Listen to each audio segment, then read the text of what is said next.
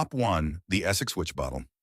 In 2004, during routine restoration work on a 17th century cottage in the village of Great Dunmow, Essex, construction workers broke through the brick foundation beneath an old hearth. Hidden behind a layer of soot-blackened mortar was a small glass bottle, sealed tightly with a corroded iron stopper and hardened resin. It had been deliberately concealed within the fireplace wall, positioned directly at the heart of the house. The discovery was documented as an ordinary historical find, but laboratory analysis would suggest something far more deliberate. The bottle measured just under 6 inches tall and was composed of thick green glass, typical of the late 1600s. Inside, researchers found a darkened liquid residue that chemical testing later identified as human urine. Suspended within the fluid were bent iron nails, several pins, fragments of fingernails, and strands of hair. The metallic objects were not randomly dropped. They were arranged in a dense cluster near the center, some twisted into subtle arcs as if shaped intentionally before insertion. The organic materials matched the same time period as the bottle itself, confirmed through carbon dating and protein degradation analysis. Witch bottles had been recorded in England before, but rarely in such preserved condition. Most examples were discovered shattered or emptied. This one remained sealed. When forensic specialists recreated similar bottles using historical methods, they noted that the fermentation of urine over time would create internal pressure. Combined with rusting iron, the mixture could produce gas expansion capable of fracturing the glass. This bottle, however, showed no internal cracking. Its seal had held for more than 3 centuries. Historical documents from East Anglia describe a practice known as counter-witchcraft. A suspected victim of malefic magic would collect their own urine, add sharp iron objects, seal the bottle, and place it near a source of heat such as a hearth. The belief was that the trapped liquid would symbolically attack the witch responsible, causing pain or forcing them to lift the curse. The process relied on sympathetic linkage between body fluid and spirit. It was not symbolic decoration. It was intended as a weapon. What distinguishes the Essex bottle is not its existence, but its precision. The nails were bent inward, pointing toward the organic material at the center. The stopper had been reinforced with layered resin, suggesting fear of leakage. It had been hidden in the most protected structural point of the house. Whoever placed it there did not intend for it to be found. They intended for it to remain active. Following its removal, the artifact was transferred to a regional museum archive. Initial press coverage described it as a curious relic of superstition. Within months, references to its chemical analysis were removed from the museum's online records. Requests to examine the biological residue were denied, citing contamination concerns. Photographs of the internal arrangement were replaced with external images only. The sealed bottle was no longer described as a defensive measure, but as domestic folklore. If these bottles were merely symbolic, why were they constructed with such consistent internal logic? Why use personal biological material rather than neutral ingredients? And why conceal them within the structural core of homes instead of displaying them as talismans? The Essex bottle was not a charm hung in public view. It was a device hidden in heat and darkness, designed to react over time. It suggests a belief not only in unseen forces, but in mechanisms by which those forces could be manipulated. If an entire region quietly embedded such objects into their homes, were they protecting themselves from imagined threats or responding to something they believed was already operating among them? Top 2. The Bath Curse Tablet. In 1979, during a routine dredging operation at the ancient Roman bath complex in Aquaesulis, now modern Bath, workers uncovered a dense cluster of thin metal sheets buried beneath layers of black silt at the bottom of the sacred spring. At first glance, they appeared to be scraps of construction material, but when carefully unfolded, the sheets revealed tightly etched Latin inscriptions, scratched into the soft lead with deliberate force. Many of them were folded several times, pierced with nails, and thrown into the mineral-rich waters. They had not fallen there by accident. They had been placed with intent. Over 100 such tablets were recovered from the site. Each measured roughly 3 to 5 inches across and less than 1/10 of an inch thick. The lead was soft enough to mark without tools, yet durable enough to survive nearly 2,000 years submerged in warm, chemically active water.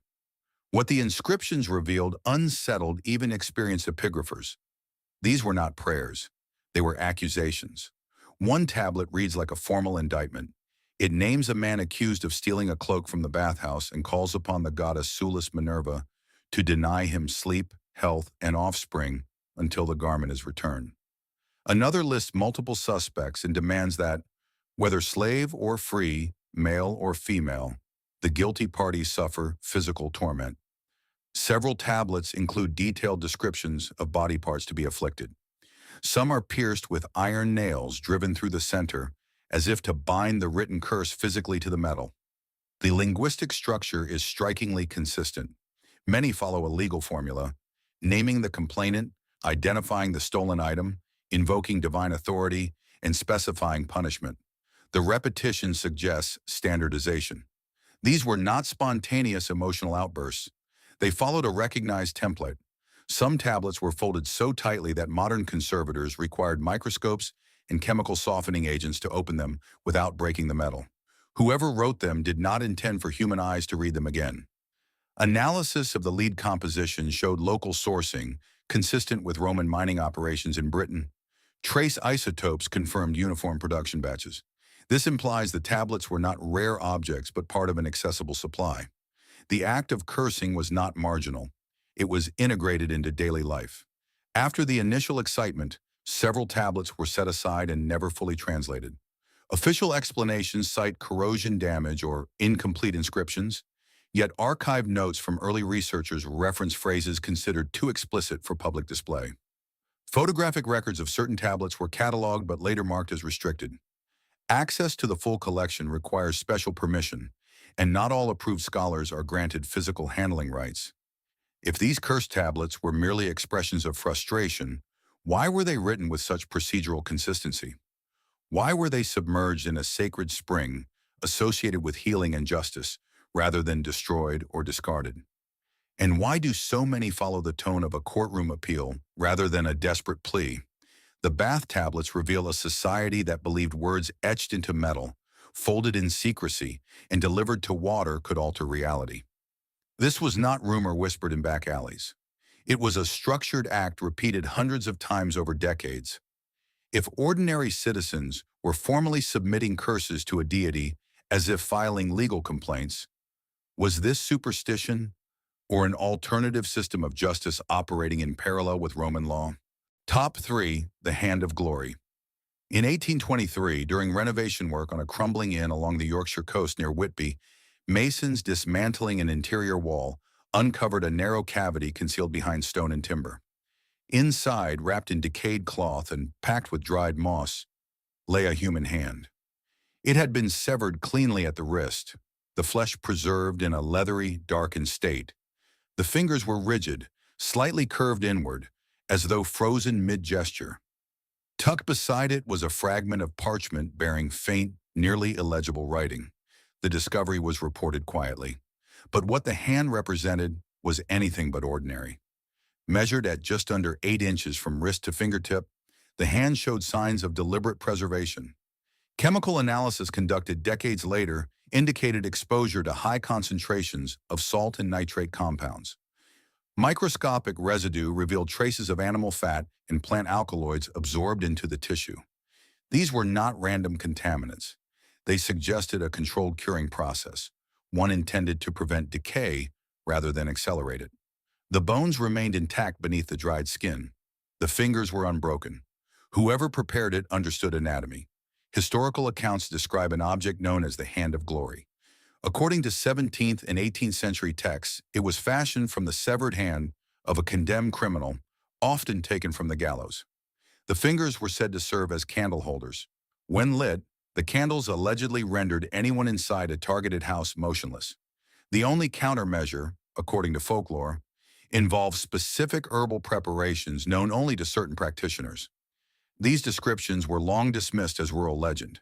Yet the Whitby specimen displayed distinct wax residue along the fingertips, consistent with repeated burning. The accompanying parchment fragment contained partial instructions written in archaic English. Words such as drying, midnight, and bind were visible under ultraviolet examination. Though incomplete, The text aligned closely with passages found in lesser-known grimoires circulated in northern England during the 17th century. It was not a child's story. It was procedural. The hand was transferred to a regional collection and briefly exhibited as a curiosity. Within years, it was removed from public display. Official explanations cited preservation concerns. Later references to the object describe it vaguely as an anatomical relic. Requests to conduct DNA testing were declined. Photographs of the parchment were archived but not republished. The object itself was relocated to storage under restricted classification. If this was merely superstition, why invest such care in preservation? Why use a human limb instead of carved wood or wax imitation? And why include written instructions detailing preparation steps? The hand was not decorative. It was functional within a belief system that treated the body as a conduit of force. Anthropologists have noted that across cultures, body parts of executed individuals were believed to retain liminal power, suspended between life and death. The hand of glory occupies that space precisely. It represents not only fear of witchcraft, but the attempt to weaponize death itself. The Whitby hand was not displayed openly as a warning or talisman. It was hidden within a wall, wrapped carefully, as though meant to be retrieved when needed. Its concealment suggests secrecy. Its preparation suggests intention. If communities were willing to remove the hand of a dead man, cure it with chemical precision, and preserve it for use, what did they believe it could truly accomplish?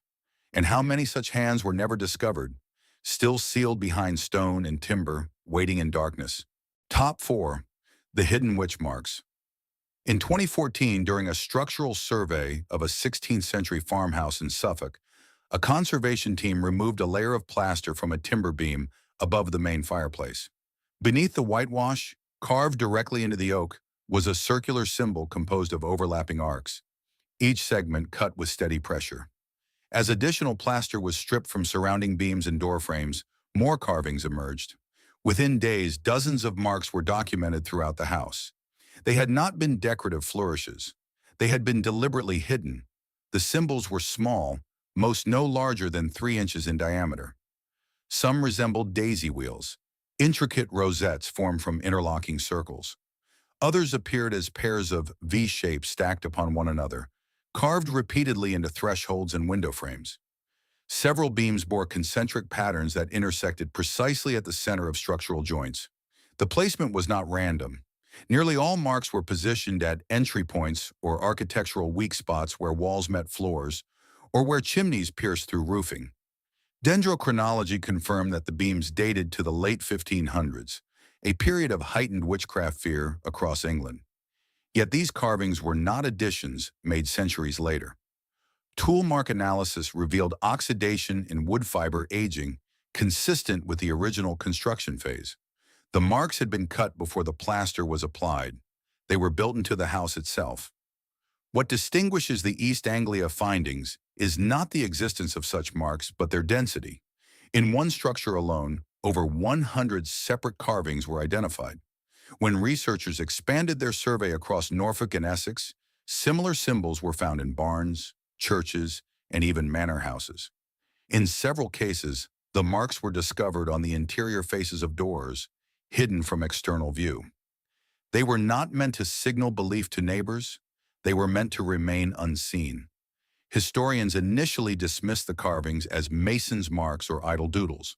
However, comparative analysis showed repeating geometric consistency across counties.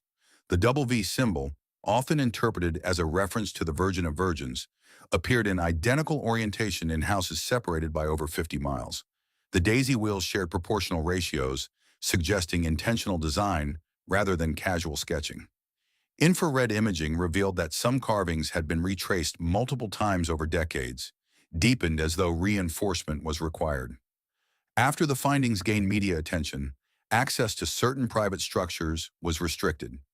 Conservation bodies cited preservation concerns and discouraged removal of additional plaster. Academic funding for expanded surveys was limited. Several detailed mapping studies were never formally published, remaining in conference abstracts only. The carvings were gradually reframed as apotropaic symbols, a term that both acknowledged and diminished their function. If these marks were merely decorative, Why conceal them beneath plaster? Why carve them at structural junctions rather than visible surfaces? And why repeat identical geometric forms across regions without centralized communication systems? The East Anglia carvings suggest a widespread architectural response to perceived intrusion. The symbols were not amulets worn on the body. They were embedded into the skeleton of buildings, etched into the very bones of domestic life. They imply fear not of distant threats, but of forces capable of crossing thresholds, descending chimneys, slipping through unseen openings. If entire communities incorporated protective geometry into their homes during construction, was it paranoia fueled by rumor, or collective experience reinforcing belief? The carvings remain in place today, faintly visible beneath peeling plaster in forgotten attics and unused barns. They were never intended for admiration. They were carved in secrecy, sealed in silence, and trusted to stand guard long after the hands that cut them had turned to dust. Top 5. The Basel Poppet. In 1898, during excavation work near the outskirts of Basel, Switzerland, laborers widening a burial ground uncovered a secondary grave shaft positioned several feet away from a marked headstone. The shaft contained no coffin. Instead, wrapped in deteriorated linen and packed with compacted soil, was a small human-shaped figure made of coarse cloth. It measured approximately 9 inches in length, stitched crudely at the limbs, with the head formed by a tight bundle of fabric knotted at the neck. At first glance, it appeared to be a child's toy accidentally buried. Closer examination suggested something else entirely. The doll's torso had been pierced repeatedly with thin metal pins, several of which remained embedded through layers of cloth and stuffing. When conservators carefully opened the stitching under laboratory conditions, they discovered strands of human hair tightly coiled inside the chest cavity. Microscopic analysis indicated that the hair originated from more than one individual. Trace fibers interwoven with the stuffing matched fragments of wool consistent with garments from the same era as the adjacent grave. The fabric had not been randomly assembled. It had been constructed with deliberate layering. Carbon dating placed the doll in the late 17th century, a period during which Switzerland experienced localized accusations of witchcraft, though far less documented than in neighboring regions. The grave nearest to the shaft belonged to a woman recorded in parish archives as having died from unnatural affliction. No official charge of witchcraft was noted, yet the proximity between the burial and the concealed doll raised questions. The pins were not inserted uniformly. Some clustered around the chest and abdomen, others along the limbs. Several had oxidized in place, leaving rust halos embedded in the surrounding fibers. Forensic reconstruction demonstrated that the doll had been pierced at different times rather than in a single event. The cloth bore signs of handling, compression marks suggesting repeated squeezing or bending before final burial. It was not created and discarded immediately. It had been used. European folklore references objects known as poppets, fashioned to represent specific individuals. The concept was simple in description. What was done to the figure would affect the person symbolically linked to it. Hair, nail clippings, or fragments of clothing served as personal anchors. The Basel doll contained all 3 components. This was not a generic effigy, it was personalized. After its discovery, the artifact was cataloged briefly and described in a regional journal as a ritual textile object. Detailed chemical reports were archived but never widely circulated. Requests to conduct DNA comparison with remains from the adjacent grave were denied, citing ethical constraints. The doll was removed from display within a few years and transferred to controlled storage due to organic instability. If the doll had been placed in the grave as an act of closure, why bury it separately instead of alongside the deceased? Why pierce it multiple times across an extended period before sealing it underground? And why incorporate biological materials so carefully if symbolism alone was sufficient? The Basel poppet was not a charm worn openly. It was concealed beneath soil, separated from public view. It suggests sustained intention rather than momentary anger. Someone returned to it repeatedly. Someone believed that pressure applied to cloth could reach beyond fabric and thread. If such objects were dismissed as superstition, why do they display procedural consistency across regions and centuries? And how many similar figures remain undiscovered, stitched in secret, still holding the remnants of hair and intent within their seams? Top 6. The Prague Ritual Mirror. In 1931, during demolition work on a 17th century townhouse in Prague's Malastrana district, construction crews dismantling an interior partition uncovered a narrow wooden box embedded between two brick columns. The box had been sealed with iron nails and coated in hardened pitch. Inside, wrapped in yellowed linen, lay a small circular mirror no more than 4 inches across. Its glass surface was darkened, nearly opaque, reflecting only distorted shadows. Carved into the wooden backing behind the glass was a series of tightly arranged geometric symbols, cut with sharp precision. At first glance, the object resembled a decorative personal mirror, typical of the late Renaissance period. However, laboratory examination revealed irregularities. The reflective layer was not silver, as expected for the era, but a thin amalgam containing mercury and traces of antimony. Spectrographic analysis indicated that the metallic backing had been reheated at least twice after initial manufacture. Microscopic cracks in the glass suggested exposure to elevated temperatures approaching 500 degrees Fahrenheit, yet the surface remained intact. The carvings on the reverse side formed interlocking triangular patterns intersected by circular lines. When photographed under ultraviolet light, faint additional markings appeared between the grooves, almost invisible to the naked eye. Linguists compared the symbols to fragments found in Central European grimoires circulating during the 17th century, particularly those referencing scrying practices. In such traditions, mirrors were used not for reflection, but for invocation. The surface was intended to become a portal of perception, a threshold between observer and unseen presence.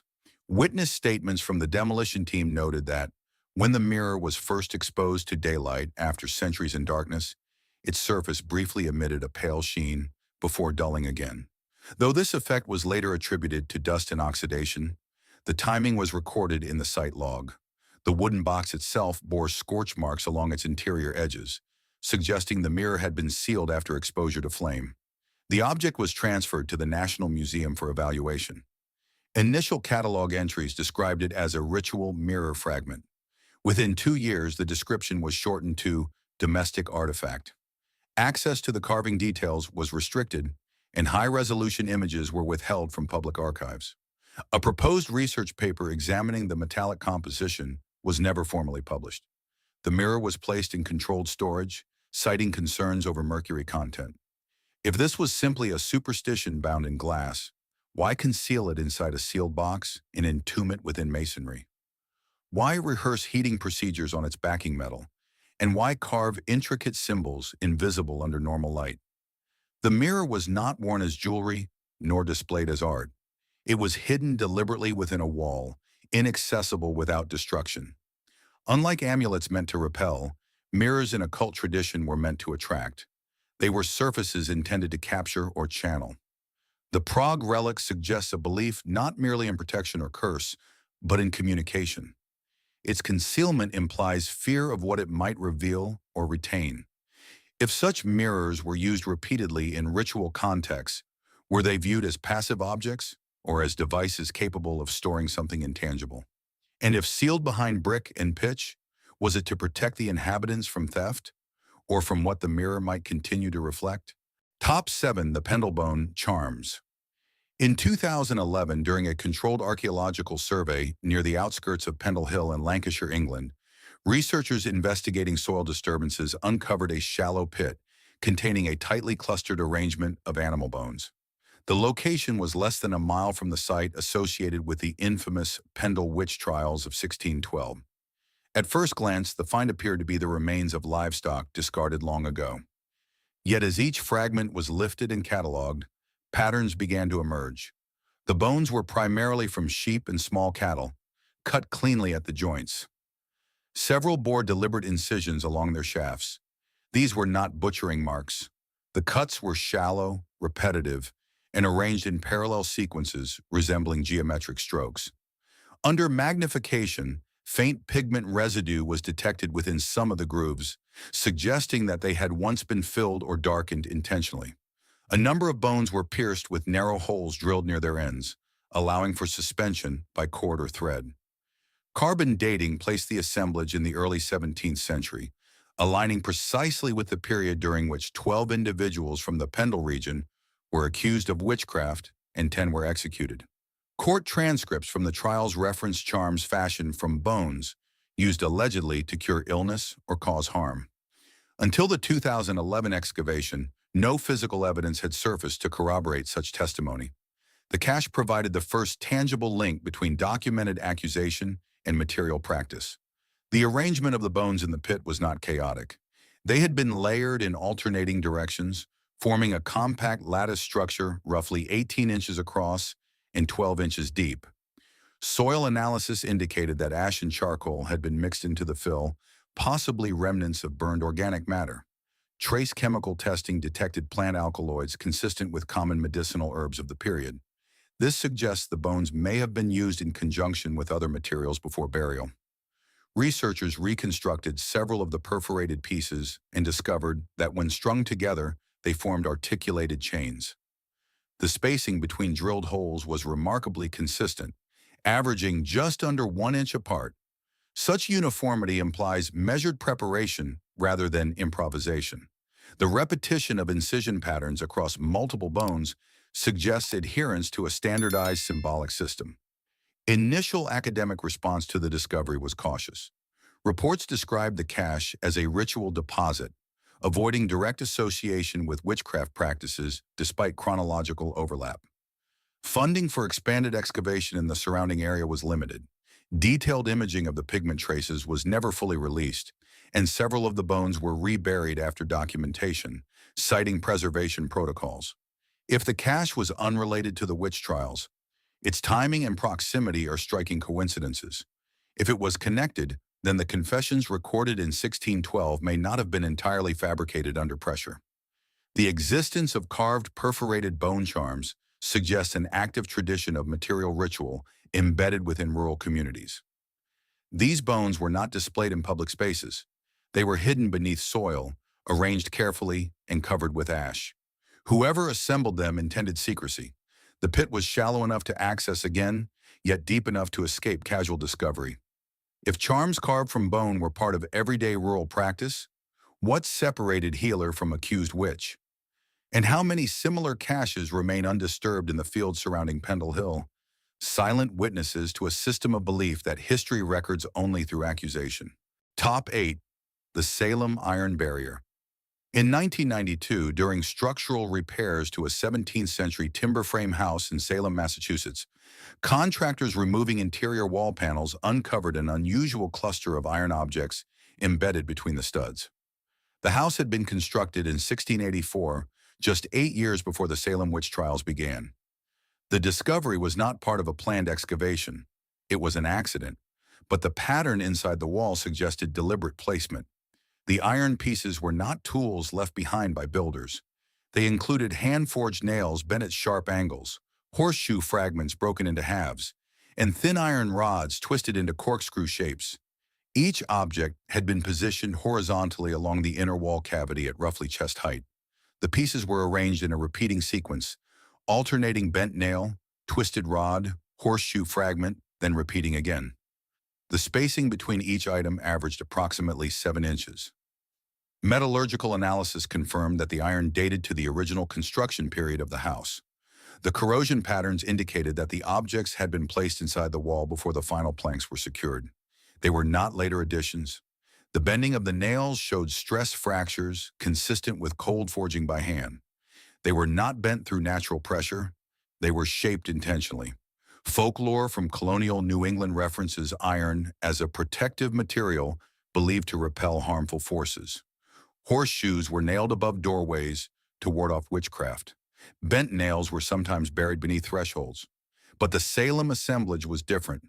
It was hidden inside the structure, not displayed above it. It was concealed behind wood, invisible to residents and visitors alike. Researchers mapped similar finds in at least 6 other colonial houses within a 30-mile radius. Each displayed variations of the same internal iron placement pattern. In one case, iron rods were embedded near window frames. In another, bent nails were packed tightly around the base of a chimney column. The repetition suggests shared knowledge. These were not random acts of paranoia. They were consistent design choices. When the Salem discovery was briefly reported in a local historical bulletin, it was framed as folk magic architecture. Subsequent requests to examine other colonial structures were met with resistance from property owners concerned about structural disturbance. Funding for broader regional surveys was minimal. The theory that iron was embedded systematically as anti-witchcraft defense received little academic expansion. Iron has long been symbolically associated with grounding and protection. In European tradition, it was believed to disrupt malevolent influence. What distinguishes the Salem assemblage is the deliberate concealment within walls. If the purpose was symbolic display, visibility would have been expected. Instead, the iron was hidden at structural joints, particularly near entry points and heat sources. The house itself had no direct documented connection to accused witches, yet it stood within a community gripped by fear of invisible harm. The embedded iron suggests that fear predated formal accusations. Residents were reinforcing their homes years before hysteria reached its peak. If bent iron was believed to disrupt unseen forces, why embed it in repeating sequences rather than scatter it loosely? Why place it inside walls rather than above doors? And why does the pattern repeat across multiple homes constructed independently? The Salem iron was not decorative. It was structural. It suggests that architecture itself became a defensive strategy, not against fire or weather, but against intrusion believed to pass through walls and air. If entire communities quietly fortified their homes with hidden metal barriers, were they responding to rumor or to experiences they felt required physical countermeasure? Top 9. The Greek Binding Dolls. In 2006, during excavation work in the Kerameikos district of Athens, archaeologists uncovered a mass burial pit dating back to the 4th century BCE. Among the skeletal remains were 5 small lead figurines placed near the feet of the deceased. Each figurine measured between 2 and 4 inches in height, shaped crudely in human form. At first glance, they appeared to be votive offerings, but closer inspection revealed something more deliberate. Every figure had its arms drawn tightly behind its back. The legs were fused together, as if bound. Thin iron nails pierced through the torsos, some driven through the head or abdomen. Several of the figurines bore inscribed names scratched into the lead surface, though corrosion had obscured parts of the lettering. Under magnification, the inscriptions revealed personal names common to the era, not mythological references. Lead was not chosen at random. In ancient Greek thought, it was associated with the underworld due to its dull color and heaviness. Binding spells known as katadesmoi were often written on thin sheets of lead and buried in graves or wells. The figurines found in Athens were different. They were not flat tablets. They were shaped bodies, physically constrained and punctured. Chemical analysis showed that the lead originated from Laurian mines south of Athens, indicating local production. The nails were forged iron, consistent with other artifacts from the same stratigraphic layer. Soil deposition suggested that the figurines had been placed in the pit at the same time as the burials, not added centuries later. The association between the dead and the bound figures appears intentional. Ancient texts describe binding rituals intended to restrain rivals in court, athletic competition, or romantic pursuit. The spell writer would invoke chthonic deities and call upon spirits of the restless dead to enforce the binding. The Kerameikos figurines seem to embody that process physically. Their twisted posture and pierced limbs replicate the act of constraint. After their discovery, the figurines were cataloged and briefly exhibited in a regional museum. The inscriptions were partially translated, but not fully published. Several names were redacted in academic summaries, described only as private individuals. Researchers suggested the objects represented personal conflict expression rather than supernatural intent. Yet the physical violence enacted upon the figurines complicates that interpretation. If these were symbolic acts of frustration, why drive nails through the heads and torsos? Why deposit them alongside freshly buried bodies rather than discard them elsewhere? And why repeat similar binding postures across multiple finds in different regions of Greece? The figurines are small, easily overlooked in a display case, yet their posture communicates unmistakable restraint. They represent a belief that controlling an effigy could control a person, that bending soft metal could bend a living will. Unlike charms meant to protect, these objects were designed to immobilize. They were not hidden in homes for defense. They were placed in graves to recruit the dead as accomplices. If individuals in classical Athens resorted to such measures in disputes, how deeply embedded was the belief that unseen forces could be directed? And if binding rituals were common enough to leave physical traces across centuries, what does that reveal about the invisible systems operating beneath public law and philosophy? Top 10. The Catacomb Ritual Chamber. In 2004, during a restricted inspection of a sealed corridor within the Paris catacombs, municipal workers documented an unauthorized chamber carved into a side wall of the limestone tunnels. The catacombs, extending over 200 miles beneath the city, contain the remains of more than 6 million individuals relocated from overcrowded cemeteries in the 18th century. The unauthorized chamber, however, was not part of official ossuary arrangement. It had been deliberately hollowed out behind a false wall of stacked femurs. Inside the chamber, investigators found a compact collection of objects arranged on a flat stone slab. The layout was symmetrical. At the center lay a small iron blade approximately 6 inches long, its edge dulled but intact. Surrounding it were fragments of human bone carved with shallow intersecting lines. Several pieces bore dark residue consistent with candle soot. Melted wax pooled beneath them in hardened layers, suggesting repeated use rather than a single event. Further examination revealed a small ceramic bowl containing compacted ash mixed with granular material, later identified as pulverized bone. Trace chemical testing detected organic residues, including fatty acids, consistent with decomposed tissue. The ash did not originate from standard cremation, remains cataloged in the catacombs. It appeared to have been processed separately. The geometry of the layout was precise. The carved bone fragments formed a loose circle around the central blade. Wax drippings aligned along faint chalk markings still visible on the limestone floor. When measured, the diameter of the circle was just under 24 inches. The spacing between each object was nearly identical. This was not casual vandalism. It was structured placement. Municipal records indicate that the chamber had been sealed prior to the late 19th century renovations. Dust accumulation and mineral deposits on the objects suggest the arrangement had remained undisturbed for decades, possibly longer. The corridor containing the chamber was not accessible to the general public and required knowledge of lesser-used pathways within the tunnels. Initial internal reports described the find as ritualistic staging. Photographs circulated briefly among city officials before being archived. Public statements reduced the chamber to evidence of modern urban exploration activity. However, toolmark analysis on the bone carvings showed oxidation consistent with at least early 20th century exposure, not recent incisions. The iron blade's corrosion pattern suggested prolonged placement rather than recent deposition. If the arrangement was purely theatrical, why choose a sealed corridor inaccessible without deliberate effort? Why carve human bone rather than use substitute material? And why maintain symmetrical spacing and repeated wax layering indicative of ongoing return visits? The catacombs are already a space defined by proximity to the dead. To construct an additional hidden chamber within them suggests intentional layering of secrecy.